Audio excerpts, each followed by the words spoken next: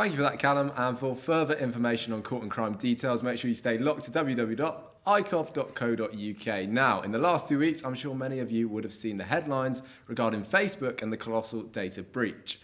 The company Cambridge Analytica have reportedly leaked 50 million Facebook profiles in the data breach. Guys, where does the responsibility sit with this? Facebook or Cambridge Analytica? Who's to blame? Is anyone to blame? It's a bit of a complicated situation. I think the blame has to be spread across all parties. And I think the one person you're forgetting there as well is ourselves. We need to be responsible for the stuff we're posting.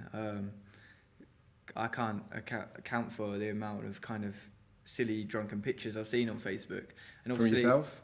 Not personally, but like you do know people you grow up with, and it's difficult to say it's all Facebook's fault when people are complaining that their naked photos or whatever have been shared to the internet when they themselves have put them on the internet. You say the responsibility lies with us, but David, you know as well as anyone that it is an opt-out rather than an opt-in system. So when you go onto Facebook, basically you have to opt out of sharing your data rather than opt in.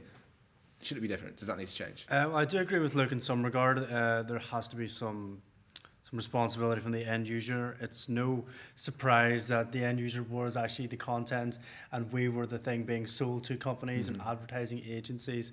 That's nothing new, but it's the covert information that they were able to gather. Cambridge Analytica used this app, which was like this sort of game, this little lifestyle game that you played to say like what sort of character you were, just like what Sex and the City character you were. So you answered all these questions that gave away very personal insights to your lifestyle, your likes, dislikes, and even your political leanings. From that, they were able to ascertain all your information, and they were able to advertise directly to you. The key but demographics from the key demographics, but completely covertly. And what's even more worrying from that, no one really raised the terms and conditions of these apps, and a lot of them allowed access to just not all your information, but all your friends' information. So it was 270,000 people downloaded this app, but it affected 50 million people's accounts. That is an incredible amount of people. And I know a lot of people feel as though there should be some serious repercussions. But we have a bit of breaking news today, don't we, regarding possible repercussions, David? Yes. Tell us more. Yeah, Alexander Nix, who's the suspended CEO.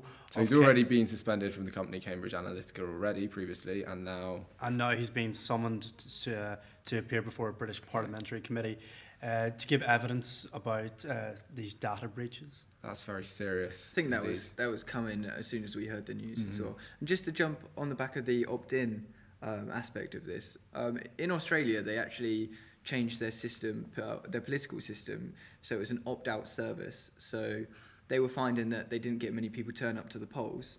So instead of registering, you were actually already registered and then you opted out. And that actually made a massive impact on the amount of people that voted. So perhaps if we did a kind of a reverse thing on Facebook, we could also see that people would automatically be more responsible with the things they're sharing. It's definitely a lot harder to opt out of stuff, and I think that's the main argument here. Facebook themselves took over 24 hours to respond to the news. When they did express an official statement, it was through Mark Zuckerberg's personal Facebook, in which Zuckerberg announced, "We want to make sure you understand which apps you've allowed to access your data. In the next month, we will show everyone a tool at the top of their newsfeed with the apps you've used and an easy way to revoke those apps' permission to your data. We already have a tool to do this in your privacy settings, and now we will put this tool at the top of your newsfeed to make sure everyone sees it." Facebook are taking measures, but it took them over 24 hours to respond to this. Is this too little, too late? That's not too bad. I don't think 24 hours. But when you see a headline that 50 million people have had their data leaked, so surely you want straight away you want reassurance. Yeah, but you need to take. Mark Zuckerberg, as the CEO of Facebook, needed to take time to properly analyze the situation, to talk to his PR team, and make sure he had all the evidence. But you talk about there how Zuckerberg needed to talk to his PR team. But at the end of the day, are we now seeing someone who's prioritising his personal brand over his company's brand? The fact that he had to take 24 hours to make sure everything he said was perfect, nice and clean, keep his public image. Is this now, we have a guy in Zuckerberg who's bigger than this company, which almost dictates all of our lives? Surely that can't be healthy. I don't think that's the case necessarily. I think if you look with any big company, they would have taken time with any situation like this to kind of go over the facts. Just purely, if you come out with a statement and say something that's kind of not quite true, and then you have to go back on yourself, you look like you're disorganized. So I think the public appreciate that someone is able to actually take the time, go over the facts, and then say, guys, this is actually what happened, this is what we're doing about it, and this is what we're going to do going forward. I think that's much more productive than just But having a Zuckerberg knee-jerk himself, reaction. he's always been associated with sort of like liberal perspectives, etc. He's basically created a tool which has now helped quite far-right individuals and parties get into power. Is Zuckerberg perhaps looking, because obviously the problems have come from monetizing the platform for advertising revenue, is Zuckerberg now abandoning his principles, key principles within himself for Facebook, and it's being misused? Not really. I think it's just a platform that is built. I mean, the platform isn't But designed... he's built it himself. But it isn't designed... So surely the flaws lie with him. It isn't designed to push an agenda, whether it be right or left. But he's It's created a system here that can be misused. But like you could say, the stage at the local theatre is a stage that someone's built, and if someone gets shot on that stage, you can't then say that stage was built to shoot someone. It's just a stage that's been built. But regulations would prevent that from happening. Do Facebook need regulations to stop what's happening? But you still need to allow for free speech. Yeah, and is that necessarily Facebook's problem?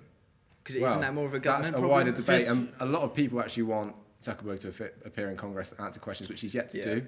We'll see if that happens. Now, Grant Blank is the Survey Research Fellow at Oxford Internet Institute at the University of Oxford.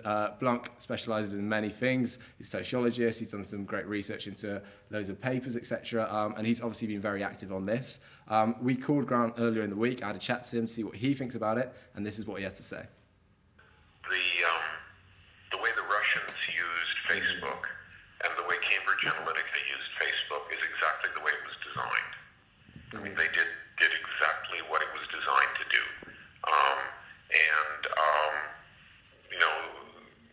Zuckerberg basically failed to think this through of, what happens if a foreign government wants to become involved with a U.S. election.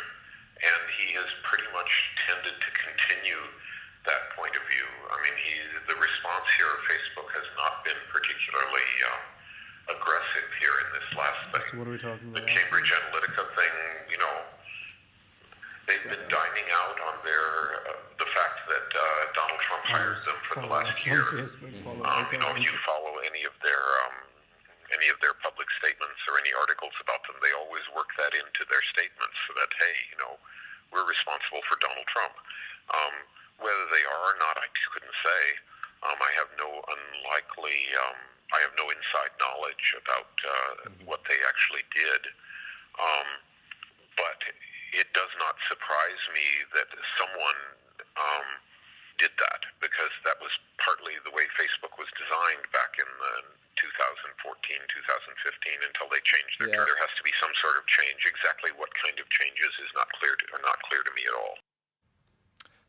Some interesting thoughts there. I think what Blank's basically saying is predictable. We could see it coming. I think that's what the one thing all three of us agreed on. But I think we have differing opinions on where the responsibility lies there. Now, to a slightly more light-hearted story, our reporter Michael Wojciech has been out at an event called a hackathon, looking at what local people have been doing to hold councils accountable for their budgets. So let's have a look at what Michael's discovered.